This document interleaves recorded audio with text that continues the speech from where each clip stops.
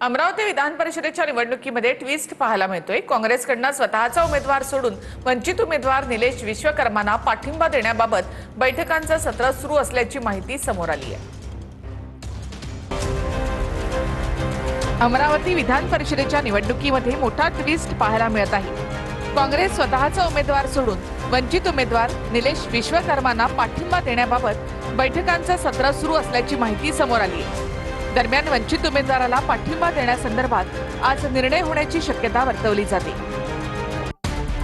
गुरुवारी रात्री पाठिंबा देण्याबाबत 2 बैठका पार पडल्या। सुरुवातीला काँग्रेस नेत्यांची अंतर्गत बैठक झाली। वंचितच्या उमेदवारासोबत एक गुप्त बैठक झाली। बैठकीचा तपशील प्रदेशाध्यक्ष सपकाळांना कळवणार। त्यानंतर प्रदेश काँग्रेस पाठिंबा देण्यासंदर्भात निर्णय घेणार आहे। काँग्रेस उमेदवार हर्षजित देशमुख निवडणूक लढण्यावर ठाम आहे। काँग्रेसने वंचितला पाठिंबा दिल्यानंतर देशमुखांची भूमिका काय असेल?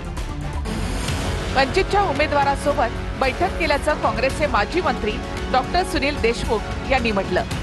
वंचितचा जो उमेदवार आज रिंगणामध्ये आहे त्याला मतदान त्याला काँग्रेसने सहाय्य करायचं का ते अनुषंगाने आमची सर्व अमरावती जिल्ह्यातील सर्व नेत्यांची बैठक झाली आणि त्या बैठकीमध्ये आम्ही त्या वंचितच्या उमेदवाराला सुद्धा बोलवलं होतं। जास्त काळ भंडारा गोंदियात देतो हे आपल्याला सगळ्यांना माहिती आहे। त्याच्यामुळे अमरावतीत काय चाललं, यवतमाळात काय झालं, की चंद्रपुरात काय झालं हे सगळं बघण्याचं काम माझं नाही आहे सध्या।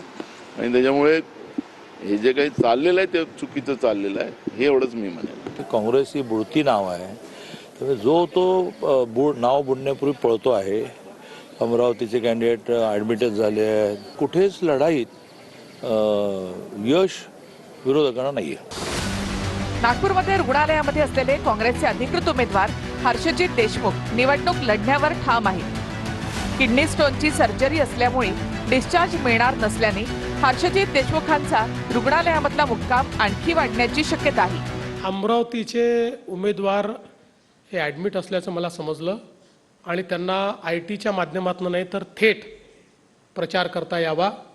फक्त मला असं वाटतं की त्यांनी मतदारांशी संपर्क करायच्या ऐवजी काँग्रेसच्या नेत्यांशी संपर्क केला तर अधिक चांगलं होईल। काँग्रेसच्या नेत्यांना थोडं शांत वाटेल। हर्षजित देशमुख 15 ते 20 कोटी घेऊन मॅनेज झालेत असा आरोप यशोमती ठाकूरांनी केलाय।